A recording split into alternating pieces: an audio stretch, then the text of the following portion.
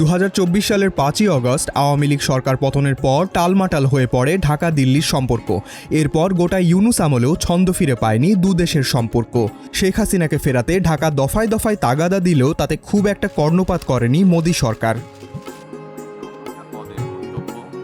কিন্তু চলতি বছরের ফেব্রুয়ারিতে তারেক রহমানের নেতৃত্বাধীন বিএনপি সরকার ক্ষমতায় আসার পর যেন সম্পর্ক উন্নয়নে দু দেশের উদ্যোগ বাড়তে থাকে।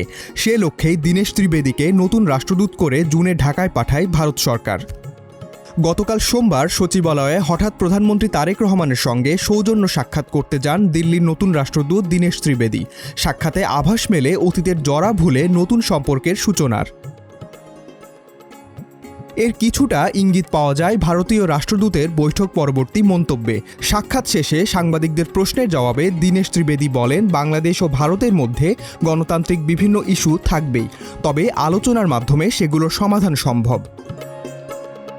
বৈঠকের পরপরই বিকেলে রাষ্ট্রদূত দীনেশ উড়াল দেন নয়াদিল্লির পথে। সংশ্লিষ্ট সূত্রের ধারণায় ঢাকায় হওয়া আলোচনার বিষয়গুলো দিল্লিকে জানাতেই তার এই ঝটিকা সফর। ত্রিবেদী সাক্ষাৎ করে যাওয়ার পর এক বিবৃতিতে স্বরাষ্ট্রমন্ত্রী সালাউদ্দিন আহমেদ বলেন, ভৌগোলিক, সামাজিক, রাজনৈতিক ও অর্থনৈতিক প্রেক্ষাপটসহ নানা দিক থেকে বাংলাদেশ ও ভারত একে অপরের ওপর নির্ভরশীল। দুই দেশের বন্ধুত্বপূর্ণ সম্পর্কে সুদৃঢ় করতে একটি নতুন সূচনা বা ফ্রেশ স্টার্ট জরুরি।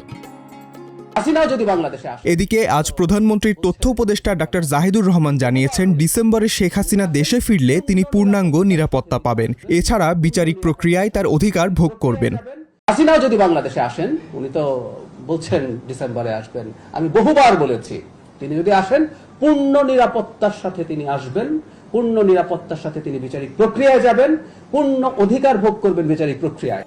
অন্যদিকে পররাষ্ট্রমন্ত্রী খলিলুর রহমান জানিয়েছেন, আগামী 12 ও 13 সেপ্টেম্বর দিল্লিতে অনুষ্ঠিতব্য ব্রিক্স সম্মেলনে তারেক রহমান যোগ দেবেন কিনা বা তিনি ভারত সফর করবেন কিনা সেই বিষয়ে এখনও কোনো চূড়ান্ত সিদ্ধান্ত হয়নি।